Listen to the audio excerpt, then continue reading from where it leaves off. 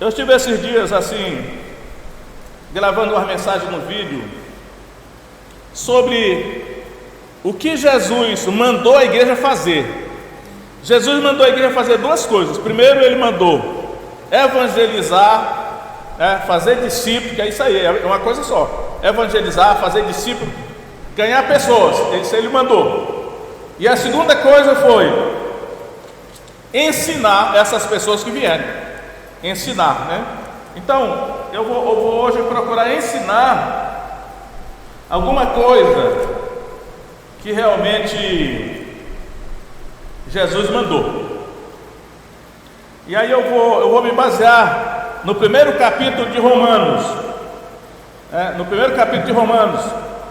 Porque o que o apóstolo Paulo escreveu à igreja de Roma foram os mandamentos que Jesus deu pelo Espírito Santo aos apóstolos que ele escolheu. Então, o Paulo escreveu os mandamentos de Jesus. Então, toda a carta aos Romanos, como todas as epístolas, como todos os evangelhos, todo o Novo Testamento, consiste no que Jesus mandou nós fazermos, e que se nós fizermos, nós nos daremos bem, nós seremos abençoados, né? É simples assim. Mas como tem muitos temas aqui em Romanos capítulo 1, já dei uma olhada aqui em Romanos capítulo 1, tem muitos temas, mas eu vou destacar alguns só. Então, por exemplo, conhecer a Deus, né? Nós precisamos conhecer a Deus e conhecer os mandamentos de Deus, as leis de Deus, o que Deus espera de nós. Nós precisamos conhecer para poder obedecer e nos dar bem, né? Então, Romanos 1, vamos começar com o verso 18, que diz assim: porque do céu se manifesta a ira de Deus sobre toda a impiedade e injustiça dos homens que detêm a verdade em injustiça. Então aqui está um tema que Jesus mandou da sua palavra, porque Paulo escreveu, né? Que a ira de Deus se manifesta dos céus sobre os homens que detêm a verdade em injustiça, através da impiedade e injustiça. Ou seja, quando os homens praticam o mal, a ira de Deus se manifesta do céu. Eu acho que tem muita gente que não sabe nem que Deus se ira, né? Mas um dos temas que é mais presente em toda a Bíblia, tanto o Velho como o Novo Testamento, é a ira de Deus. E aí, o texto aqui está dizendo que tudo que os homens fazem de impiedade e de injustiça provoca a ira de Deus.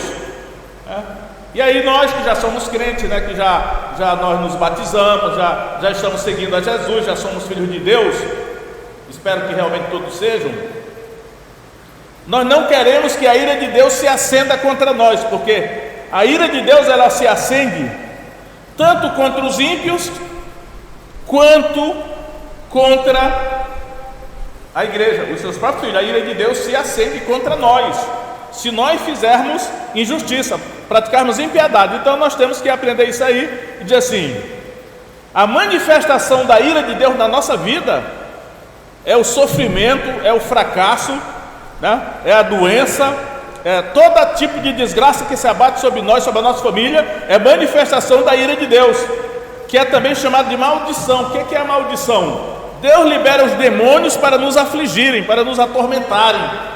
Isso através da nossa família, através da nossa vida. Isso é manifestação da ira de Deus, né? Então convém a nós que somos crentes em Jesus, para escapar da ira de Deus, andarmos com cuidado para não praticar injustiça nem impiedade, né? Daí que a igreja tem que ser diferente do mundo, porque o mundo não sabe disso. O mundo não sabe disso. E aí o mundo pratica impiedade, injustiça. Talvez o Brasil está cheio de injustiça, o país da impunidade. E aquelas pessoas que estão fazendo isso lá talvez não saibam, não conhecem a Deus, mas eles não sabem que a ira de Deus vai se revelar dos céus sobre eles, hoje ou amanhã, ou no dia do juízo, mas o dia vai chegar. Só que nós sabemos, né? E aí nós temos que nos esforçar para nós não cairmos nessa cilada. Então Paulo diz aí, verso prosseguindo, né? Porquanto o que é de Deus se pode conhecer, nele se manifesta, porque Deus lhe manifestou. E eu quero destacar aqui a palavrinha conhecer. O que é de Deus se pode conhecer? Porque as suas coisas invisíveis, desde a criação do mundo, tanto o seu eterno poder como a sua divindade, se entendem e claramente se veem pelas coisas que estão criadas, para que eles fiquem inexcusáveis.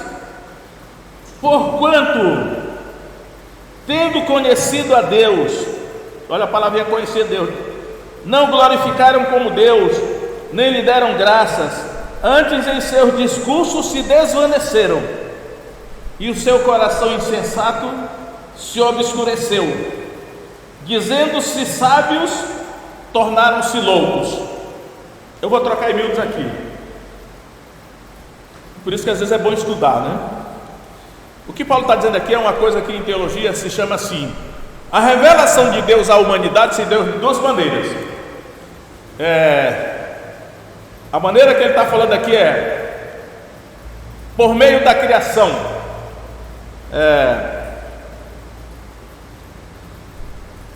Se vê claramente pelas coisas que estão criadas. A criação, quando Deus fez a criação, as árvores, os animais, né?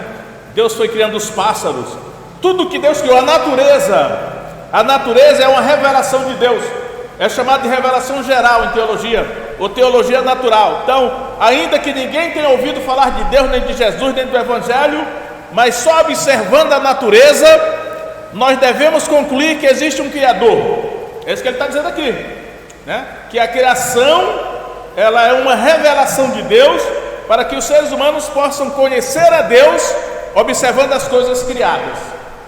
Por exemplo, se nós fôssemos aqui, eu sei que tem alguns pintores famosos, como Rembrandt, Picasso, tem outros pintores, né? Pintores de quadros, muito famosos, Leonardo da Vinci.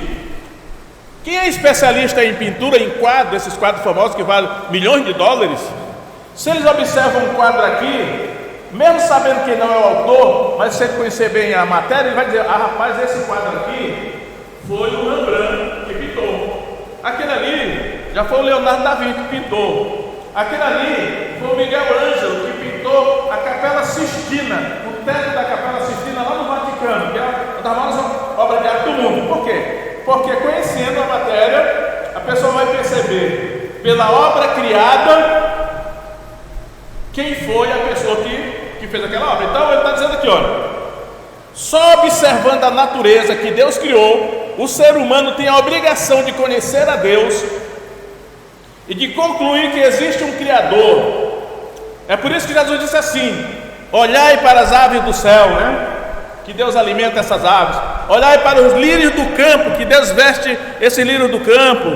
Quanto mais a vós, homens de pequena fé. Então, a criação, aí ele diz aqui: os homens são inexcusáveis, indesculpáveis, se alegarem que não conhecem Deus, porque a criação que Deus criou é uma revelação de Deus, é uma autorrevelação de Deus. Deus se revela a si mesmo pela criação. Eu acho que é por isso que Satanás se esforça para encher o mundo de cidades, porque as cidades não foram criadas por Deus, as cidades foram criadas pelo homem. Se você observar a cidade, você não vai ver a mão de Deus, você vai ver a obra do pedreiro, do carpinteiro, do eletricista, você vai ver a 5G, mas não foi Deus que criou isso. Então o diabo se esforça para derrubar as árvores. Esse dia agora eu fiquei até triste, hoje à tarde eu ia passando por um lugar que eu nem lembro onde foi, tinha 2 árvores que acabaram de ser cortadas, não foi mesmo aquilo ali? Perto do Colégio Roberto Soares, tinha 2 árvores magníficas, grossas, mas eu passei hoje lá, tinha cortado as 2 árvores. Parece que as árvores talvez estavam suspeitando que ela podia derrubar o muro, porque a raiz ia... Aí eu falei assim, era para derrubar o muro, porque o muro você faz numa semana, a árvore leva 50 anos ou 100 para ficar daquela grossura. Então, irmãos, sob conhecimento de Deus que Paulo está falando, no primeiro capítulo de Romanos, ele está dizendo assim, olha, Todo ser humano é inexcusável, indesculpável, injustificável se alegar que não conhece a Deus, porque toda a criação é um testemunho de que Deus existe e Ele é o Criador. Chama-se isso, é a revelação geral de Deus. Mas ele fala também de uma revelação especial. A revelação especial de Deus é tão bom que Ele, não bastando Ele se revelar na criação, na natureza, Ele ainda deu para o ser humano uma revelação especial. Isso aqui é a revelação especial. A revelação especial é a Escritura aqui. Onde é que está a Escritura aqui? Verso 2 do capítulo 1 diz assim. Vamos começar do verso 1. Paulo, servo de Jesus Cristo, chamado para apóstolo, separado por evangelho de Deus, o qual antes prometeu pelos seus profetas nas santas Escrituras. As Escrituras, esse livro aqui. Esse livro é a revelação especial de Deus, que o diabo tenta destruir, assim como tenta destruir a revelação geral, que é a natureza, a criação. Ele tenta destruir as Escrituras. Pode ser até que tenha algum povo que não tem a Bíblia no meio deles, mas nós aqui brasileiros, nós temos Bíblia por todo lado. Aliás, esses dias agora eu ouvi inclusive uma palavra do pastor Judson de Oliveira, que eu realmente gostei muito, porque o pastor Judson de Oliveira é o ministro de música, talvez no Brasil, um dos mais renomados ministros de música do Brasil. Eu creio que ele é um homem cheio do Espírito Santo. E ele pregando no sul da Flórida, dizia: pastores da Flórida, preguem a palavra de Deus, não criem frases de efeito para impressionar o povo precisa da palavra de Deus, leia a Bíblia, é a palavra de Deus, é isso que dá alimento para o povo. Então, irmãos, eu vou dizer para vocês aqui, eu até fiquei pensando, rapaz, eu vou dizer, meu irmão, se você não souber o que fazer da sua vida, tiver algum problema, pegue a sua Bíblia e fique lendo, só leia. Passe horas e horas lendo, leia 1 hora, 2 horas, 3 horas. Enquanto você estiver lendo a Bíblia, você vai receber um telefonema dizendo que o problema está resolvido. É assim que eu faço. Quando eu estou com algum problema, eu pego a Bíblia e começo a ler. Eu leio. Claro que a gente enjoa, né? A gente cansa de tanto ler, mas que a Bíblia é remédio, né? Ela nos faz bem a saúde emocional, a saúde física, ela resolve o nosso problema, porque Deus, Ele procura dar testemunho de que Ele se agrada quando nós estamos lendo a Bíblia. Aí não tem esse negócio de saber teologia, não, é só ler a Bíblia. Aí eu só tenho a Bíblia, leia essa daí, está em português, você sabe ler, então leia. Se não souber ler, manda alguém ler, porque só em ouvir a leitura da Bíblia, então em ler a Bíblia, já traz bênção, saúde para nós. Mas aqui, irmãos, o apóstolo Paulo, ele está dizendo o seguinte, olha, ele está ensinando a igreja de Roma, e aí eu quero dizer, essa carta é importante porque Roma, hoje eu andei até estudando sobre Roma de novo, a cidade de Roma era a capital política do mundo naquela época, a capital espiritual do mundo era Jerusalém. Jerusalém foi destruída no ano 70 da nossa era cristã. E Roma, eu vou dizer aqui, é só um dado assim para os irmãos, quem tiver interesse em estudo, né? Roma, ela foi fundada no ano 750 a.C. E ela foi tomada, Roma foi tomada no ano, eu vou até dizer a data, no dia 14 de agosto de 410, por Alarico, o rei dos visigodos. Foi essa queda de Roma. Então a cidade de Roma era a capital política do mundo, Jerusalém é a capital espiritual. Jerusalém foi destruída antes, Roma foi destruída depois. Só que eu meditando, eu percebi que na profecia de Daniel só fala de 4 reinos, 4 impérios. É que tanto na estátua de Daniel no capítulo 2, como nos 4 animais que sobem do mar. No capítulo 7 de Daniel fala do império babilônico, neo-babilônico, medo-persa, grego, o grego-macedônico e o império romano. Só fala de 4 impérios. Aí eu fiquei pensando, mas espera aí, Senhor, será que na história do mundo toda só tem esses 4 reinos? Parece que sim, pela profecia de Daniel, sim. E aí eu percebi que o que aconteceu com Roma em 410 da nossa era cristã e que Roma não foi destruída. Ela aconteceu igualmente com a queda do Muro de Berlim. Na queda do Muro de Berlim em 89 agora, disseram que o comunismo acabou, mas não acabou não. Ele se espalhou pelo mundo e hoje está dominando o mundo já, como ideologia dominante. Roma é um espírito, Roma é um reino, Roma é um principado. Em 410 a cidade de Roma foi tomada, mas o reino romano, ele se perpetua até hoje. Nós ainda estamos debaixo do governo de Roma. E a cidade de Roma hoje ainda é a capital religiosa da maior religião cristã do mundo, que é a Igreja Católica. O Império Romano se fundiu com o cristianismo e fundou a Igreja Católica. A Igreja Católica é uma monarquia espiritual.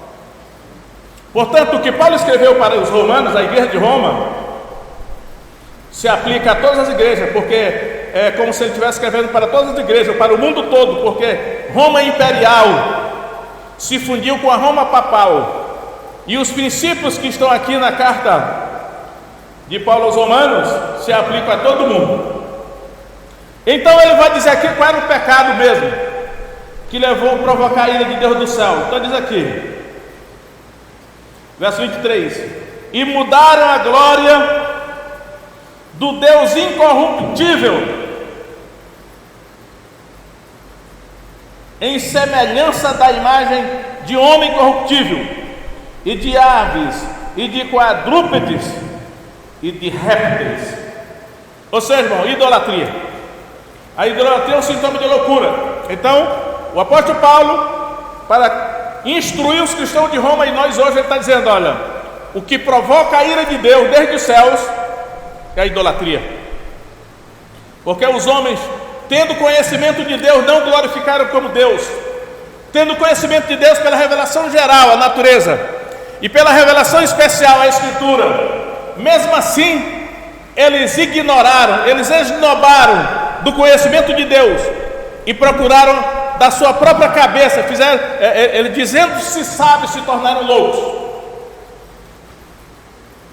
e inventaram da sua própria cabeça como servir a Deus por si mesmo. Idolatria. Então, a idolatria de Roma. Aí eu vou, não sei se vai dar tempo, vou explicar aqui porque que no capítulo 7 de Daniel, os 4 animais que subiram do mar Mediterrâneo, que é o mar grande, ele era semelhante a um leão, a um urso e a um leopardo. E o 4º animal, ele não coloca nenhum termo de comparação com o animal terreno, né? Por quê? Porque o 4º animal, que é Roma, é uma síntese dos 3 primeiros animais. Ou seja, a Roma imperial era uma síntese do Império Babilônico, Medo-Persa e Grego. É um somatório dos 3 impérios anteriores, e ele se perpetua até hoje. Aí o que acontece? No capítulo 13 de Apocalipse, a besta que sobe do mar, que é o anticristo que João vê, ela é semelhante a um leão. Não, ele começa com um leopardo, agora um leopardo, um urso e um leão. Ou seja, os mesmos 3 animais lá de Daniel 7. Porque o anticristo é o Império Romano. Ele surge no meio do Império Romano. E ele tem as características desses 3 animais, os 3 impérios que vieram antes dele. E nós estamos ainda debaixo do Império Romano. E Roma ainda é a capital. Agora Roma é a capital religiosa do mundo. Jerusalém está começando a aparecer. Meca é a capital dos muçulmanos, mas Roma ainda lidera. Então, irmão, o que Paulo está dizendo aqui é: o que provoca a ira de Deus é a idolatria. Mas não é só a idolatria, mas principalmente a idolatria. Porque a idolatria é a quebra do primeiro mandamento: não terás outro Deus diante de mim. E o segundo mandamento: não farás para ti imagem de escultura, nem figura alguma do que é em cima dos céus, embaixo da terra, na terra e nas águas debaixo da terra. E essa idolatria tem sido perpetuada na Roma pagã e na Roma papal. Agora é só Roma papal, né? Mas é o diabo. Eu não vou condenar nenhum ser humano aqui, não. É o diabo que faz isso, enganando as pessoas, né? para trazer maldição. Aí vem a questão aqui. O que é que nós aqui, irmãos, nós aqui da Igreja Batista da Fé, do Calafate, podemos fazer? O que é que temos nós com isso? Nós temos com isso o seguinte, porque o Calafate aqui, ele era um território dominado pela cultura católica, ou pela cultura romana. E um espírito de idolatria entrou em todos nós. Acho que não foi só o Calafate não, foi toda a América Latina, o Brasil inclusive, porque a Igreja Católica já foi religião oficial no Brasil. Então todos nós recebemos o espírito da Roma Imperial, através da Roma Papal, e o espírito da idolatria, de certa maneira, está em todos nós. Por exemplo, quando nós dizemos assim, nossa, isso é resquício da regência do espírito de Roma em nós, porque nossa significa Nossa Senhora, a Rainha dos Céus. E aí nós temos que conferir a nossa vida aqui, nós temos que conferir a nossa vida aqui hoje. O que é que existe de idolatria ainda na nossa vida? Nós que viemos do catolicismo romano, o que é que nós ainda temos na nossa vida que é daquela cultura, daquela herança, é uma regência espiritual? Que tipo de idolatria tem na nossa vida que nós ainda conservamos?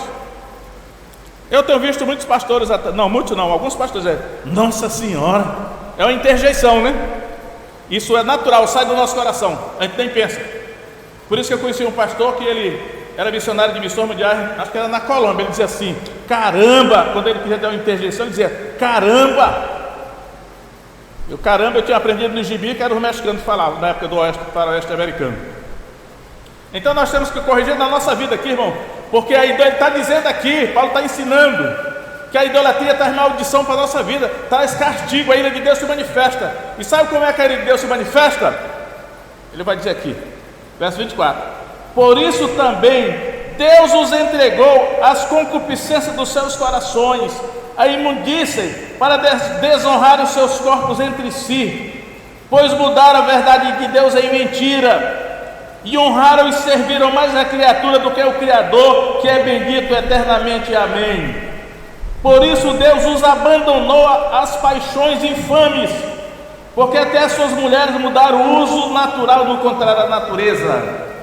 Semelhantemente também os homens, deixando o uso natural da mulher, se inflamaram em sua sensualidade, uns para com os outros, homens com homens, cometendo torpeza, e recebendo em si mesmos a recompensa que convinha ao seu erro. E como eles não se importaram de ter conhecimento de Deus, assim Deus os entregou a um sentimento perverso para fazerem coisas que não convêm, estando cheios de toda iniquidade, fornicação, malícia, avareza, maldade, cheios de inveja, homicídio, contenda, engano, malignidade, sendo murmuradores, detratores, aborrecedores de Deus, injuriadores, soberbos, presunçosos, inventores de males, desobedientes aos pais e às mães, nécios, infiéis nos contratos, sem afeição natural, irreconciliáveis e sem misericórdia, os quais, conhecendo a justiça de Deus, que são dignos de morte, os que tais coisas praticam, não somente as fazem, mas também consentem aos que as fazem. O que ele está dizendo aqui, irmãos, é o seguinte: que toda essa maré de pecado, de iniquidade, de perversão, de depravação na raça humana, a depravação moral da raça humana, é consequência da ira de Deus que se manifestou por causa da idolatria.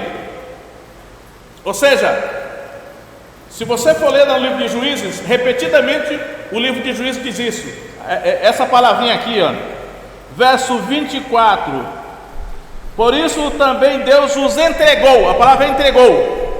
26: por isso Deus os abandonou às paixões infames. Verso 28: assim Deus os entregou a um sentimento perverso. Se você for no livro de Juízes, é dito lá, porque Israel pecou contra Deus, Deus entregou Israel na mão dos amalequitas, Deus entregou Israel na mão dos filisteus por 40 anos. Israel pecou contra Deus e Deus os entregou na mão dos cananeus por Jabim, rei de Canaã, 8 anos. E vai por aí. Então, os inimigos que Israel era entregue por Deus por castigo, por causa da idolatria, era idolatria lá em Israel. O problema era idolatria. Deus entregava aos seus inimigos físicos. Ele está dizendo aqui em Romanos capítulo 1 que Deus entrega aos demônios. Esses pecados aqui, cada pecado desse é um demônio, é um espírito imundo, um espírito maligno, um espírito que Satanás envia. E aí as pessoas ficam todas cativas, elas não podem se libertar, porque elas estão aprisionadas por demônios, espíritos malignos, porque Deus entregou essas pessoas a esses demônios, por causa da idolatria. Então a pessoa pensa que idolatria é uma coisa qualquer, mas traz maldição para toda uma nação, para todo um continente, para toda uma cidade, ou para uma família, ou para uma pessoa. Então Paulo depois vai dizer assim: filhinho, fugir da idolatria. Idolatria não é só se prostrar diante de um ídolo, não. É colocar qualquer pessoa no lugar de Deus ou coisa, porque Deus ele só aceita o primeiro lugar, né, na nossa vida. Então, irmão, você quer ser abençoado, você quer que a doença saia da sua família, saia da vida dos seus filhos, os problemas sejam da sua casa, obedeça a Deus. Como? Comece se livrando da idolatria. Sonde a sua vida, vê que tipo de idolatria tem na sua vida e tire. Aí os demônios vão sair que estão cirandando, porque foi Deus que entregou mesmo. Eu fico admirado que tem gente assim: fulano, sai dessa prisão. A pessoa que está perto não pode sair sozinha, ela tem que ser liberta. E só o poder de Deus pode libertar. Quando os judeus clamavam lá no Antigo Testamento, Deus levantava um juiz, e o juiz era cheio do Espírito Santo, e ele libertava aquele povo durante 40 anos, 80 anos eles tinham paz. Quando eles tornavam a pecar, cometendo idolatria, outro castigo, Deus levantava outro juiz. Agora, Deus levantou um juiz chamado Jesus. Jesus é um juiz, ele veio na linhagem dos juízes. Deus levantou Jesus para ser juiz de Israel, e é só Ele que pode libertar. Até hoje, nós cristãos, né? Ele vai ver, dois tipos de libertação que Jesus dá. É a libertação individual para cada um de nós, ou familiar, e Ele vai libertar toda a nação de Israel quando Ele vier, né? A nação que vai ser liberta toda é Israel, quando Jesus vier, na vinda. Então, meus irmãos, no meio dessa geração, a melhor maneira de se livrar dos problemas é obedecendo a Deus. Começa, você não dá para memorizar tudo, né? Mas começa, eu vou procurar tirar da minha vida idolatria.